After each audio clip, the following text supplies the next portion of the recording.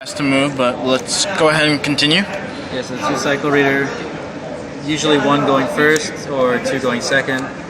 Makes returns or Silver's Cries dead, makes Soul Charge very sad. 2 Gameciel, everybody's citing this card. Tribute Spirit, Tribute Dark Destroyer, Tribute Kirin. It's just an out to almost everything. Did you feel it was a little bit risky considering you were giving a level 8 monster to your opponent? So the reason I played Gameciel over the level 7, the Kumongus, was because it had synergy with Trade-In, and that was the main reason. Just because it had synergy with Trade-In, and typically if I was giving my opponent a monster, it was because I was in a position where I couldn't just drop alternative on the board for free without risk, right? Right. So if I gave them the Gameciel, a lot of times I was able to tribute their monster, summon my alternative, pop the Gameciel. I usually never left them with the Gameciel, because then there's a potential for a Blue Eyes Mirror match for them to overlay with it. And that actually came up when I played against a Magispector player, where he tributed my Spirit and didn't have much of a play afterwards and left the Gameciel, and then I overlaid with it. Oh. It's also relevant that it's not light or dark, because this card outs Drago, this card outs it outs Drago, and it outs the I can't remember the name. It's like an Ally of Justice. It's like a cube-looking card, a dark. It says neither player can special summon light monsters. Ally of Justice. Not sure if it's Cycle. No, it's not. It's not Cycle Reader. Either way, Clearly not. That's what the card actually outs. But it does not out Jowgen, which is really popular. Catsith, a card that I don't see a lot of people playing, and I think they should. Catsith is a level 1 light tuner that can get searched by Sage. And anytime this card is discarded to the graveyard, you can target one face-up card on the field and destroy it. It is mandatory, so if you have a monster on the board and they have nothing, if you discard this for, say, Melody, you will have to pop your face-up card.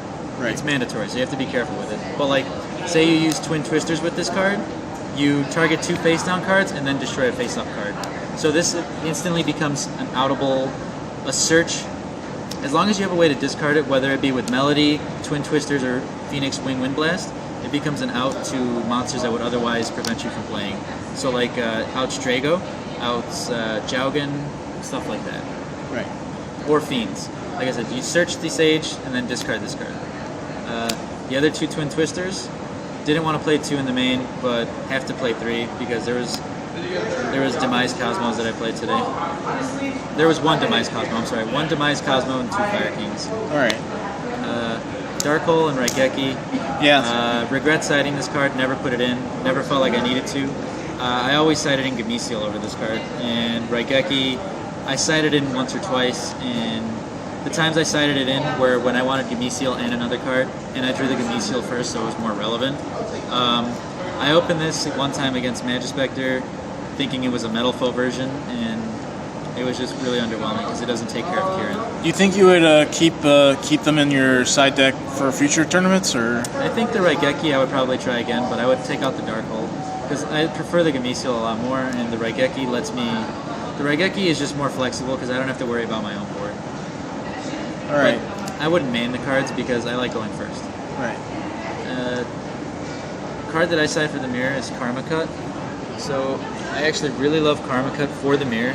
It's also decent against Burning Abyss because what Karma Cut says is you target 1 monster your opponent controls, so it has to be a face-up monster, and you banish it. Then the game checks what the name of that monster is where it's banished, and banishes all copies of it or all copies with the same name from the graveyard. So say my opponent summons Blue Eyes White Dragon, and I activate Karma Cut. I discard, banish this, and my opponent now checks his graveyard for every card named Blue Eyes White Dragon. So usually alternative and right. Other so vanillas. Alternative is not called alternative in the graveyard, it's called Blue Eyes White Dragon. So if you Karma Cut a Blue Eyes White Dragon, you banish all copies of this in the graveyard, and all copies of this in the graveyard. And that was relevant about twice today. I cited in for the mirror, but only saw it twice.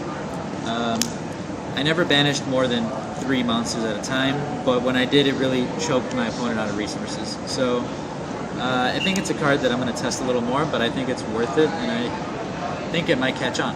It's pretty good.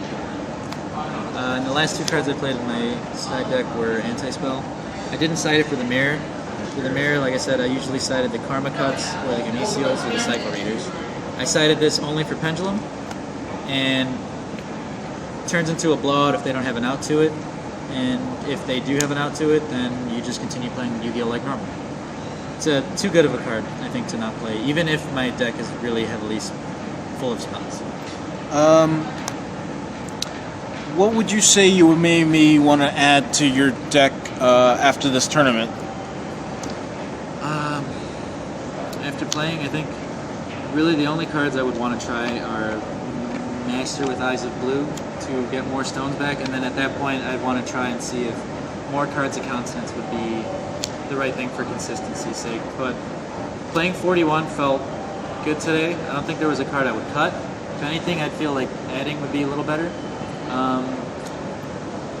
Dragon Shrine break my hand a couple of times, so did Silver Scribe, but I think those cards at 2 is correct. All right. Well, thank you for your deck profile, and good luck in future tournaments.